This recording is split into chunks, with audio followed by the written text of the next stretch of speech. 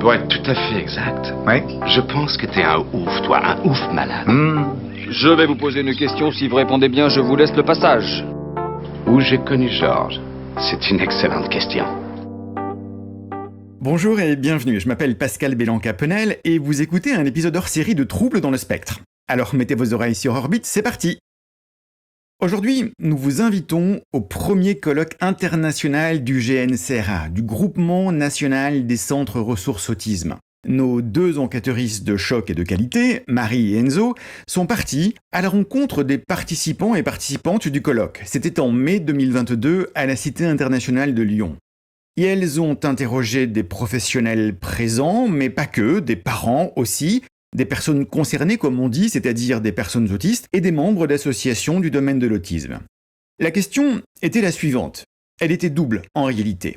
De quoi auriez-vous eu besoin pour appréhender plus justement l'autisme lorsque vous avez rencontré ce monde? Et quels conseils auriez-vous aimé que l'on vous donne? Sans plus de commentaires, je vous laisse avec Marie, Enzo et leur appareil enregistreur.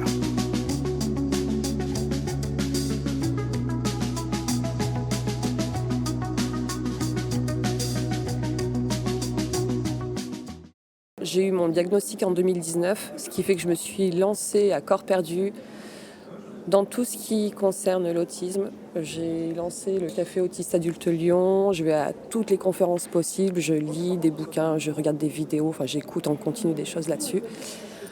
Et en fait, je fais partie des personnes qui ont été repérées plus jeunes et qui ont été laissées de côté.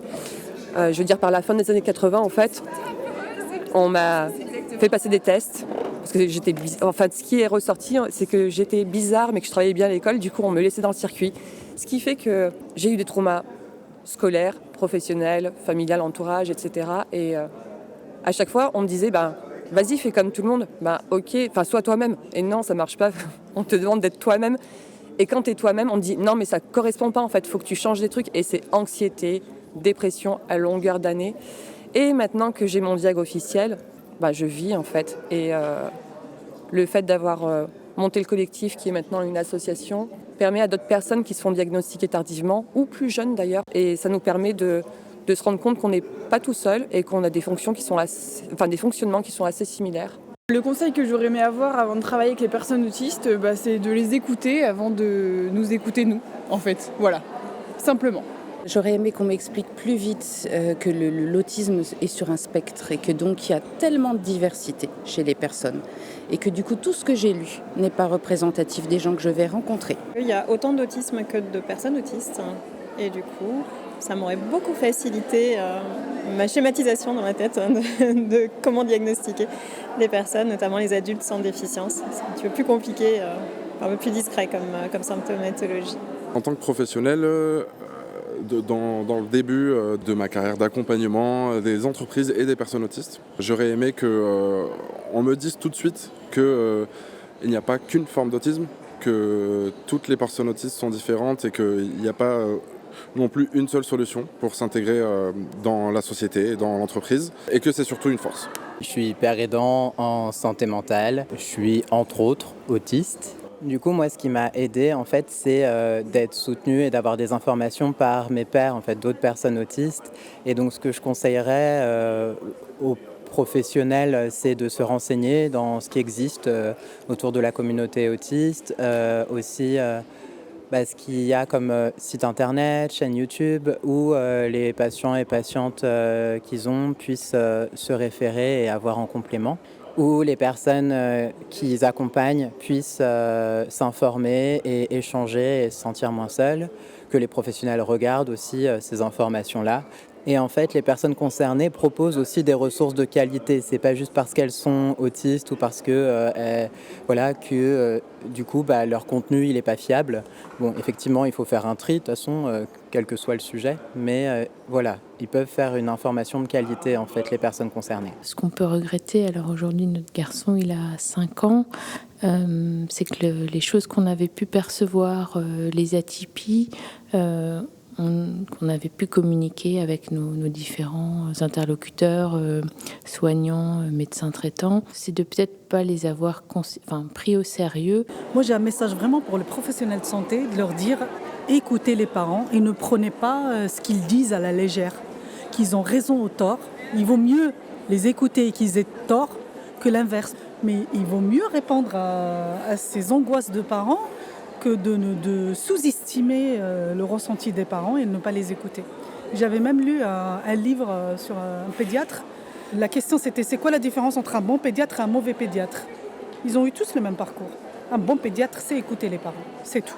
Alors en tant que professionnelle, effectivement, j'ai eu accompagné beaucoup de familles dans la mise en route d'outils pour leurs enfants qui venaient ou pas d'être diagnostiqués. Je pense que de dire aux parents, quand ils découvrent que leur enfant est TSA, de leur dire que d'avoir un enfant extraordinaire, c'est simplement de leur dire que ce sont des parents extraordinaires et que rien que ça, c'est plutôt aidant, me semble-t-il. Et peut-être plus au niveau de la famille, c'est vrai que ça peut aussi avoir un impact sur les interactions entre les parents. Le petit bout, il prend beaucoup de place, il a besoin de beaucoup d'attention et on lui donne évidemment, quitte à effectivement à négliger un petit peu sa vie de famille, ces temps privilégiés qu'on devrait tous avoir en continu avec nos moitiés respectives. Là, je ne sais pas exactement ce qu'il faudrait pouvoir conseiller, mais c'est de jamais perdre de vue l'importance de garder des moments à soi. Il faut s'organiser, il faut pas hésiter à demander de l'aide de ses proches. Il y a toujours une personne ressource, une babysitter qui acceptera de prendre ce temps-là avec notre petit et de nous en laisser un petit peu. Donc moi, en fait, en tant que professionnelle, ce que j'aurais aimé qu'on m'explique plus au début de ma carrière, c'était l'incidence de l'autisme au niveau de la fratrie, en fait, avec les frères et les sœurs. On est beaucoup centré sur l'enfant ou alors l'adulte qui vient d'être diagnostiqué, mais beaucoup plus prendre en compte la sphère familiale et notamment le fait que le handicap, ce n'est pas que l'enfant qui est concerné, mais c'est toute une systémie. En tant que professionnelle, j'aurais souhaité qu'en fait, on ait déjà une connaissance de la vie de famille, des personnes qu'on diagnostique, pour pouvoir, en fonction de leur manière de fonctionner, pouvoir donner des pistes de travail ou justement d'aide aux démarches administratives. Parce que comme je travaille en CRA, nous on pose le diagnostic, mais en fait les familles avant, ils auraient eu besoin qu'on leur explique ce parcours qui va leur tomber dessus. C'est-à-dire que s'ils savent qu'à partir d'un diagnostic, ils peuvent demander la possibilité d'être suivis en libéral ou d'être accompagnés vers la MDPH, de participer à des associations, de faire partie d'associations de famille. Vraiment avoir une connaissance du territoire où on travaille et pouvoir orienter au mieux les familles en fonction de leur profil. En tant que maman d'une fille qui a été diagnostiquée TSA légère, on est passé par le CEDA. Et déjà, la première chose qui m'a choquée, c'est que le diagnostic a pris... l'entretien a pris 20 minutes. Donc j'étais un peu choquée, je m'attendais à des tests et tout ça. Par la suite, j'ai dû attendre 3 ou 4 mois pour recevoir un petit courrier qui fait 2 lignes pour dire que votre fille est diagnostiquée TSA légère. Voilà, c'était le grand choc. J'aurais bien aimé quelqu'un en face, un professionnel de santé qui m'indique ok, maintenant qu'est-ce qu'on fait? C'est quoi la suite? J'ai appelé le CEDA, ils m'ont dit non, nous on n'a pas le temps, c'est pas notre rôle. Nous on fait le diagnostic et après c'est à vous d'aller voir. Voilà. Donc j'ai dû utiliser mes propres moyens pour trouver quelles sont les démarches à suivre, quels sont les outils mis à disposition pour aider l'enfant à se développer. Rien. J'ai même eu une neuropédiatre, et j'en ai vu plein. Il y en avait une qui était vraiment, qui m'avait choquée, qui m'avait dit que j'étais très exigeante et qu'à force d'être exigeante, je vais empêcher ma fille de se développer. Du coup, en tant que personne autiste, parce que je suis aussi concerné, j'ai aimé qu'on me dise félicitations. Et j'aurais aimé qu'on m'oriente un peu plus sur les choses que j'ai à travailler, parce que j'ai déjà beaucoup de stratégies d'adaptation, mais je sais aussi que j'ai aussi plein de choses à travailler. Et donc j'aurais aimé qu'on m'oriente un peu plus précisément sur les choses qui me permettraient, par exemple, de savoir quand c'est pas top d'être sans filtre face à une personne, de savoir gérer l'hypervigilance, voilà, des choses un peu plus pointues dans les habiletés sociales. Oui, donc suite au diagnostic, je me suis moi-même, j'ai moi-même tâtonné sur certaines choses, et le conseil que finalement je retiens, ou la première que je retiens, c'est que avant diagnostic, quand je me sentais pas bien, ça arrivait fréquemment parce que j'avais un trouble anxieux, et je cherchais le contact en fait, je cherchais à trouver dans les interactions quelque chose pour combler ça, ou pour soigner ça. Et quand ensuite j'ai eu le diagnostic, j'ai compris que c'était justement ça qui me mettait en difficulté, et que du coup c'est pas ça qui pouvait me faire aller bien. Et donc c'est en ménageant au contraire des moments où j'ai les personnes où je n'ai pas d'interaction que j'ai pu aller mieux. Donc c'était vraiment la chose qui a changé pour moi, vraiment la perspective de quoi faire, quel est mon mode d'emploi, qui est peut-être on aurait pu me dire pour éviter que je tâtonne.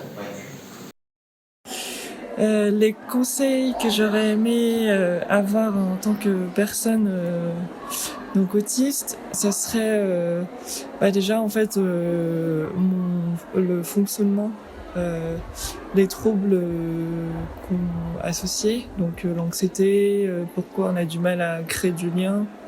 Moi j'ai eu beaucoup de traumas à cause de ça quand j'étais jeune, de ne pas comprendre pourquoi les autres arrivaient facilement à se créer des amis, et pourquoi moi je tentais par tous les moyens, je me fatiguais à tort et à travers, et créer de grosses crispations à ne pas réussir à avoir des amis.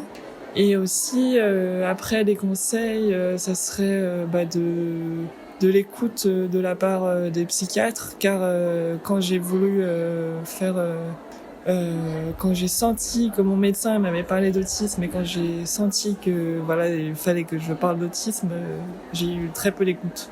Et j'aurais voulu aussi, mais bon, du coup, entre-temps, j'ai fait quelque chose pour ça, qu'on arrête de donner des diagnostics aux gens et qu'on leur dise merci, au revoir, bisous, bonne vie. Parce que c'est ça qui se passait au CRA. Et d'ailleurs, j'ai monté un programme de psychoéducation de l'adulte en 2010, de l'adulte sans déficience, pour qu'on arrête de balancer les gens dans la vie et qu'ils puissent prendre le temps, pas de prendre un cours sur l'autisme, ils n'en ont pas besoin, mais plutôt de réfléchir comment l'autisme s'exprime chez eux, et de pouvoir discuter un petit peu de certains éléments avec un professionnel qui, lui, ne sait que des choses théoriques de l'autisme, et qui puisse parler un peu de sa pratique, et qui puisse un petit peu regarder comment lui va sa vie, s'il y a des choses qu'il aimerait mettre en œuvre, où est-ce que c'est difficile, et aussi où est-ce que c'est très facile, et du coup sur quoi il va pouvoir s'appuyer pour avancer dans la vie. De ce que j'aurais eu besoin au début de ma carrière, notamment quand je travaillais en crèche, je pense que j'aurais eu besoin qu'on me dise que ces enfants avec ces comportements particuliers, avec ces troubles du comportement, comme on peut peut-être des fois l'appeler, c'était pas de leur faute. Et il y a un livre qui s'appelle « Sais-tu pourquoi je saute ?», qui m'a beaucoup aidé dans justement ma conception de l'autisme et de ces enfants, et de savoir que c'était pas de leur faute d'avoir ce comportement-là, et ça m'a beaucoup rassuré, ça m'a beaucoup calmé, j'ai envie de dire, et permis d'avoir une meilleure approche de ces enfants. Voilà. Mais à retenir ça, je pense que maintenant je le dirai à mon moi du passé, c'est pas de leur faute. En tant que psychologue, en début de carrière, j'aurais aimé qu'on me dise que le trouble du spectre de l'autisme était un trouble du neurodéveloppement, et qu'on ait une ouverture à d'autres approches que la psychanalyse pour la prise en charge des patients. Et j'aurais aimé ne pas avoir à lutter pour acquérir toutes ces connaissances-là et que ce soit intégré dans le parcours de formation, pour qu'une fois diplômée, je puisse exercer directement en étant au plus près des besoins des patients et des familles. En tant que professionnel, pour ma part, j'ai pas forcément eu besoin d'un conseil particulier, dans le sens où c'était ma formation initiale et mon master, donc si je peux le citer, le master de Toulouse, qui est dédié aux troubles neurodéveloppementaux et à l'autisme. Donc pas vraiment de conseils dans le sens où c'était ma formation, c'était le domaine où je voulais travailler. Après, c'est vrai qu'au niveau des facultés, des universités, ça pourrait être vraiment intéressant d'avoir des spécificités ou des modules spécifiques dédiés à l'autisme. En tant que professionnel, en tant que pédopsychiatre, qu'est-ce que j'aurais aimé qu'on me donne comme conseil au début de ma carrière pour mieux accompagner les personnes autistes? Bon, déjà, j'aurais bien aimé qu'on me dise que ça fait pas peur, que c'est possible. Parce qu'en fait, quand j'ai rencontré l'autisme, véritablement, c'était dans un hôpital français. Et j'ai fait une crise d'angoisse. J'ai des crises d'angoisse à cause de l'autisme. Parce que je comprenais rien, je comprenais pas ce que les professionnels faisaient. Moi, j'étais en stage pour ma spécialisation, je comprenais pas ce que les professionnels faisaient.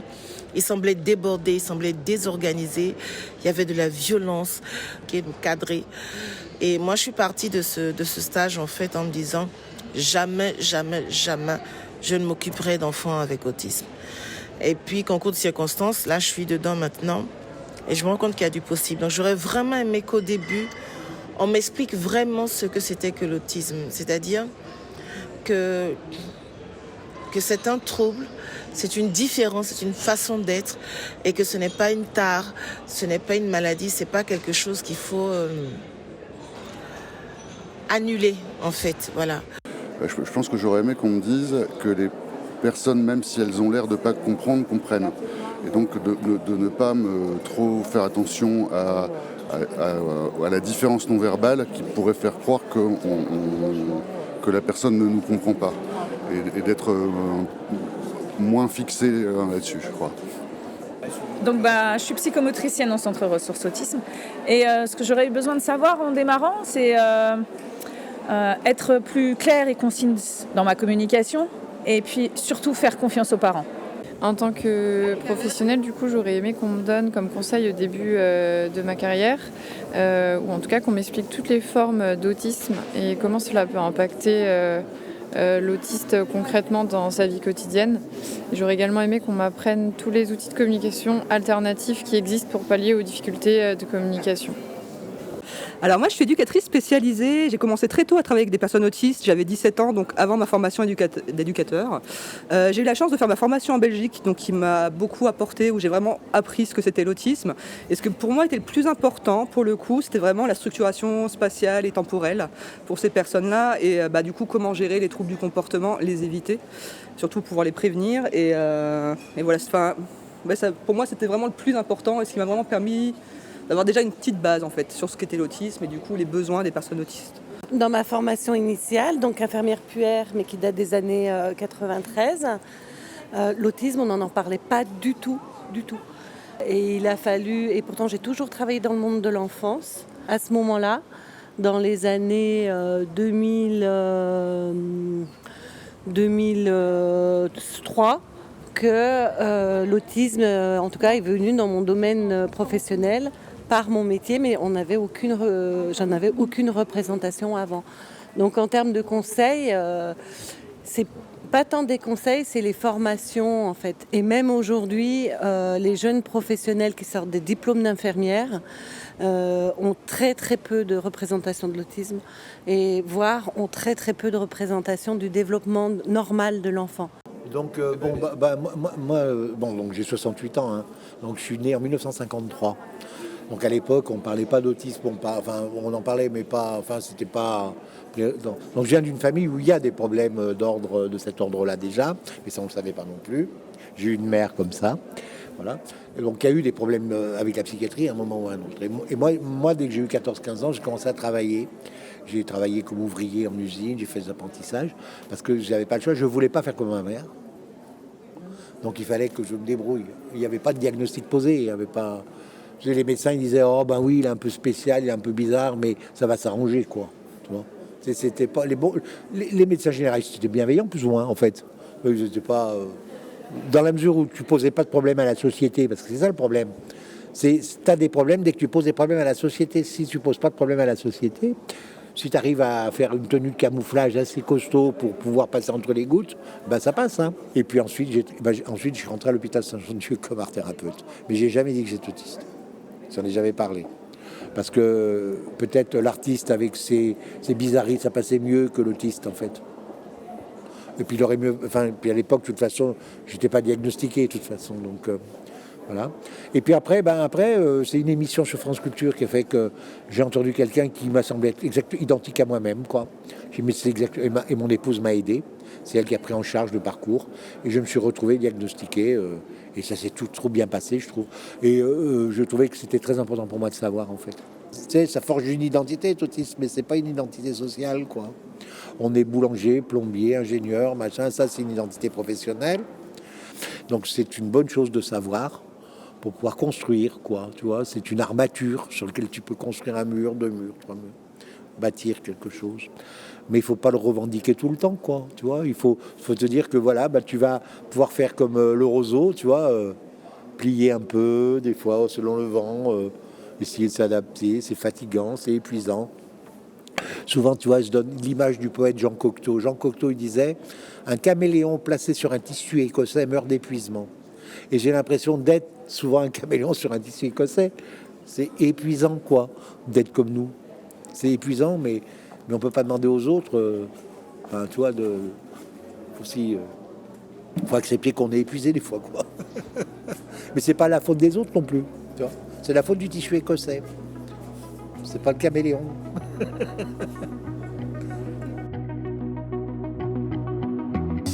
Voilà cet épisode de Troubles dans le spectre hors série spécial colloque du GNCRA terminé. J'espère qu'il vous aura plu et que vous aurez relevé 1 ou 2 bons conseils pour votre pratique ou votre appréhension de la relation aux personnes autistes.